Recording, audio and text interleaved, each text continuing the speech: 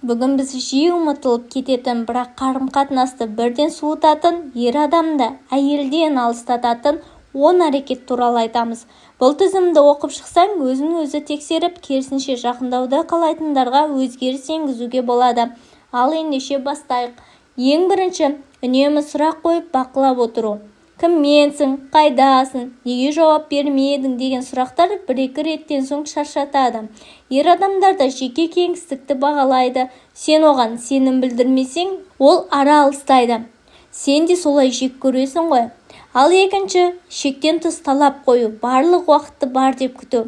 Күнделікті 24/7 бірге болуды талап ету, әрқашан өзіңді бірінші орынды қойғың келу, ер адамға қысым.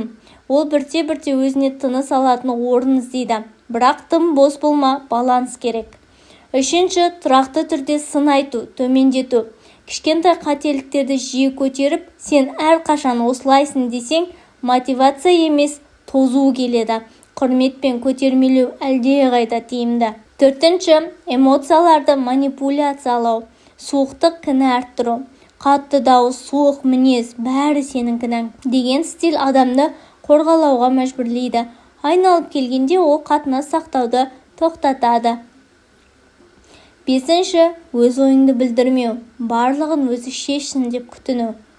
Ер адамға кейде бағыт беру керек. Егер сен ештеңе айтпай, әр нәрсені оның шешуін күтсең, ол біртіндеп іске кіріспейді, немесе алыстайды. Алтыншы, өзара қаржылық есеп айырысу, мәжбүрлеу, немесе ұрып соғу. Қаржы мәселесін қолдан қалыпты ету әрқашан қолайсыз. Біреуді үнемі есептеп кінәласаң, ол сенен қашады. Ал жетінші, өткендегі қателіктерді қайта-қайта көтеру. Бұрынғы қателіктерді кешірмей, әр келіспеушілік кезінде еске түсіріп отырсаң, қарым-қатынастың ауа жоқ болады. Өсу үшін кешіруді үйрену керек. Сегізінші, әрекет кешіре етіп абайсыз тілмен жамандау. Сенмен бірге болсам ұят, немесе сен өзіңше әлсізсің деген секілді сөйлемдер адамның өзін-өзі бағалауын жаралайды. Өзін-өзіне сенімді адамнан кеткісі келеді. Тоғызыншы, шектеусіз бақылау. Достарына жұмысына араласу. Егер сен оның әрбір қимылына араласып, достарын жұмысты сынасаң, ол сыртқы әлемге қарай қашады. Қатынастың теңдігі деп айту. Оныншы, өз-өзін дамытуға қарсылық көрсету. Ер адам өз мақсатына, хоббиіне ұмтылса, оны қолда.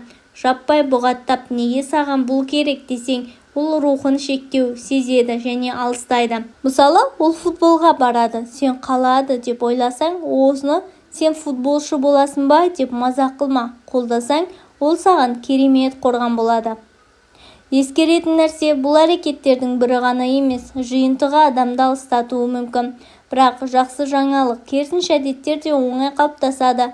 Сен сыйластық, сенім, алғыспен өзгерсең, қарым-қатынасты қайта жылытуға болады. Қорыта айтқанда, біз бәріміз адамбыз, кімде-кім қателеседі. Негізгі мақсат бір-бірімізге құрметпен қарау, ашық сөйлесу және кішкентай реніштерді өсірмеу. Өзіңді сынама, өзіңді жаңарт. Егер ұнаса лайк бас, пікір қалдыр. Сен қандай әрекеттерді ең қауіпті деп санайсың? Келесі видеода тағы пайдалы кеңестер жасаймын.